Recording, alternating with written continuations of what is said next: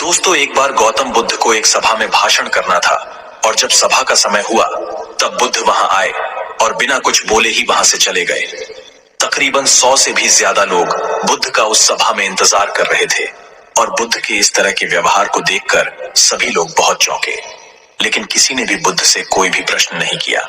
दोस्तों, अगले दिन फिर से सभा का आयोजन हुआ और दूसरे दिन सभा में लोगों की संख्या तकरीबन घट गई। इस बार तकरीबन 80 लोग सभा में बैठे हुए थे। बुद्ध सभा में आए, लेकिन इस बार भी बुद्ध ने वही किया, यानी बुद्ध इस बार भी आए और बिना कुछ बोले ही वहां से चले गए। लोग दोबारा से चौंके, लेकिन किसी ने भी बुद्ध से कोई प्रश्न नहीं किया। अगले दिन सभा का आयोजन फिर से किया, लेकिन इस बार सभा में लोगों की संख्या और घट गई। इस बार सभा में केवल 50 लोग ही आए हुए थे। बुद्ध सभा में फिर से आए और उन्होंने इधर उधर देखा और बिना कुछ बोले ही सभा से चले गए। उसके बाद कुछ लोग क्रोधित भी हुए, क्योंकि लोगों ने अपना काम छोड़ छोड़ कर आए हुए थे, लेकिन किसी ने भी बुद्ध से कोई प्रश्न नहीं किया। अगले दिन फिर से सभा का आयोजन हुआ। दोस्तों, आप लोग जो इस कहानी को सुन रहे हैं, आप में से भी कुछ लोग मन ही मन ये कह रहे होंगे कि अरे कितनी बार सभा का आयोजन होगा, और आप लोगों को भी इस कहानी को सुनते वक्त इरिटेशन होना शुरू हुआ होगा। और जिन जिन लोगों को भी अभी इरिटेशन होनी शुरू हो गई है, उन लोगों को तो यह कहानी बड़े ध्यान से पढ़कर समझना चाहिए, क्योंकि यह कहानी आपके लिए ही है। अगले दिन फिर से सभा का आयोजन हुआ, लेकिन इस बार सभा की संख्या और ज्यादा घट गई थी, यानी इस बार सभा में सिर्फ 30 लोग ही थे। फिर उसके बाद बुद्ध सभा में आए, मुस्कुराए और फिर से बुद्ध ने वही किया, यानी बिना कुछ बोले ही वहां से चले गए। इस बार भी लोग बहुत क्रोधित हुए और इस बार लोगों ने पीछे से कुछ कहा भी और बड़बड़ाए भी, लेकिन बुद्ध ने उनके किसी भी प्रश्न का उत्तर नहीं दिया। दोस्तों, अगले दिन फिर से सभा का आयोजन हुआ और इस बार लोगों की संख्या बहुत ज्यादा घट गई थी, यानी इस बार सभा में कुल मिलाकर 15 लोग ही आए हुए थे। इस बार भी बुद्ध सभा में आए, लेकिन इस बार बुद्ध अपना आसन ग्रहण कर लेते हैं। फिर बुद्ध बोले और बुद्ध ने उन 15 लोगों को उपदेश दिया और वे 15 लोग ही बुद्ध के भिक्षु बन गए और आगे चलकर उन 15 लोगों ने ही बुद्ध के ज्ञान को अलग अलग दिशाओं में फैला दिया। फिर एक दिन बुद्ध से किसी ने पूछा कि बुद्ध, आप कई दिनों तक बिना बोले ही सभा से क्यों चले जाते थे? फिर बुद्ध कहते हैं कि मैं उन लोगों को खोज रहा था जो लायक थे, यानी कि पहले दिन 100 से भी ज्यादा लोग आए हुए थे, उसमें से ज्यादातर लोग सिर्फ आए हुए थे।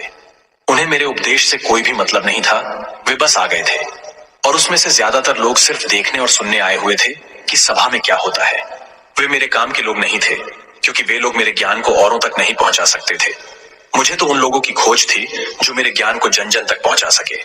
कई दिनों तक सभा से बिना बोले ही मैं इसीलिए चला गया, क्योंकि मैं यह देखना चाहता था कि वे कौन लोग हैं जिनके भीतर वास्तव में प्यास है। जिन लोगों के भीतर में वास्तव में प्यास थी, वे लोग अंत तक जरूर रुके, और जो लोग बस ऐसे ही आ गए थे, वे लोग पहले या दूसरे दिन ही चले गए।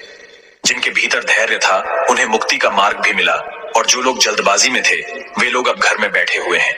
सवाल यह नहीं है कि मैं तुम्हें क्या दे सकता हूं, बल्कि सवाल यह है कि तुम क्या ले सकते हो। तुम्हारा पात्र कितना बड़ा है और कितने के तुम हकदार हो। जितने के तुम हकदार हो, उससे ज्यादा तुम्हें नहीं मिलेगा। फिर वह व्यक्ति बुद्ध से पूछता है कि बुद्ध लायक कैसे बने। फिर बुद्ध कहते हैं कि धैर्य के द्वारा जिस व्यक्ति के अंदर धैर्य है, वह अपने जीवन में कुछ भी पा सकता है। सभा में जितने भी लोग आए हुए थे, और उसमें से अंत तक वही रुके जिनके अंदर धैर्य था।